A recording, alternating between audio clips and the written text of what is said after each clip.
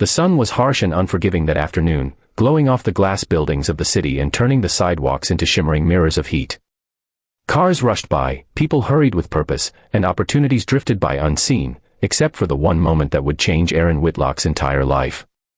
He had been on his way to the most important job interview he had ever secured, wearing the only pressed white shirt he owned and holding a resume he had rewritten at least 20 times. His heart was pounding with hope, fear, and the weight of everything he wanted to become. But just as he crossed Weston Avenue, he saw something that shattered all that focus in an instant, a young woman stumbling onto the crosswalk, collapsing to her knees as if the world itself had given up beneath her. Her long blonde hair fell into her face, her red dress catching the sunlight as she struggled to breathe. People walked past her as if she were invisible, their eyes fixed on their own lives. Aaron stopped mid-stride, his decision made in the space of a heartbeat.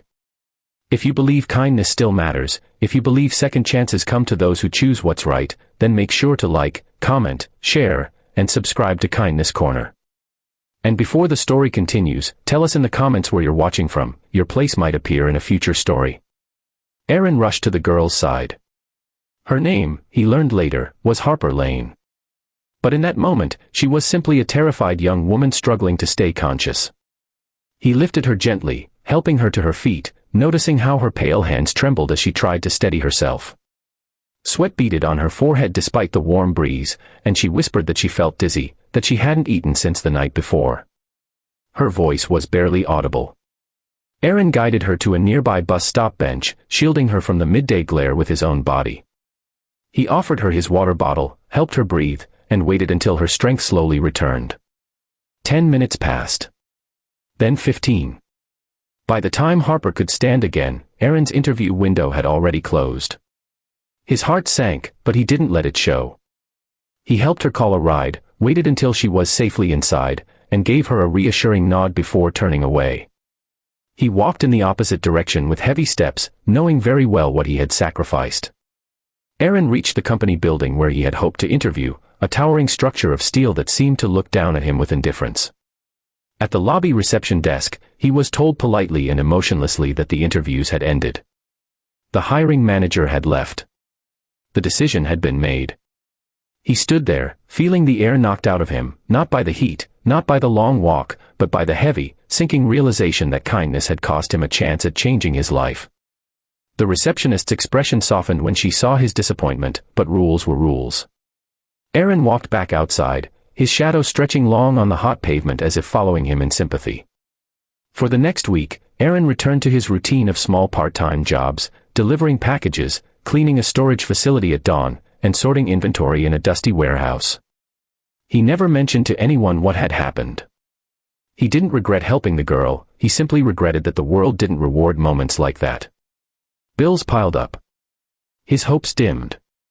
He wondered if he was destined for a life that never seemed to rise above survival. But life, in its mysterious ways, had seen everything.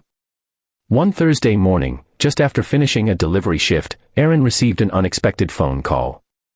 The voice on the other end belonged to a woman named Celeste Rayner, the executive assistant to the CEO of Weston Industries, the same company where Aaron had lost his interview. Aaron's breath caught in his throat as she asked him to come in immediately, not for an interview, but for a meeting personally requested by the CEO. Shock and confusion tangled inside him. Had they reconsidered? Had they heard something about him? Nervously, he boarded the bus and rode to the glittering headquarters.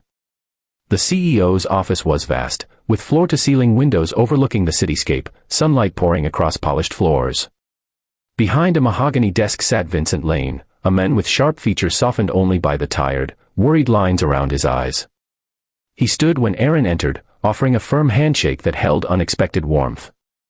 On the sofa beside him sat Harper, the girl in the red dress, the same girl who had collapsed in the street. She looked healthier now, her blonde hair neatly tied, her posture strong. When she smiled at Aaron, it wasn't the smile of a stranger, but of someone who had been waiting to thank him properly. Vincent explained everything. Harper wasn't just anyone, she was his daughter.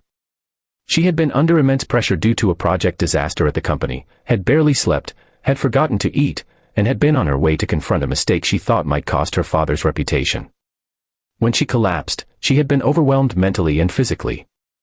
Harper then recounted in detail how Aaron had stayed with her, helped her breathe, protected her from the sun, and made sure she was safe. She had tried to find him afterward but didn't know his name until security footage from the bus stop helped identify him. Vincent looked at Aaron with genuine gratitude, telling him that character mattered more than credentials. "Anyone can prepare for an interview," he said, "but not everyone chooses compassion over self-interest." He offered Aaron not the entry-level position he had originally pursued, but a better one, an assistant coordinator role with training included, full benefits, and long-term growth opportunities. Aaron stood there speechless, tears lingering at the corner of his eyes, the reality of the moment hitting him in waves. He had lost an opportunity, yes, but by doing the right thing, he had gained something far greater. As you read this, if the story has touched your heart even a little, please don't forget to like, comment, share, and subscribe. Your engagement keeps these real feeling stories alive.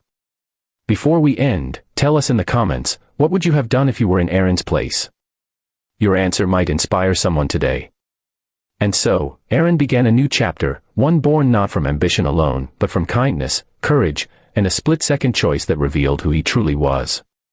Sometimes, life closes a door not to punish us, but to lead us toward a better one.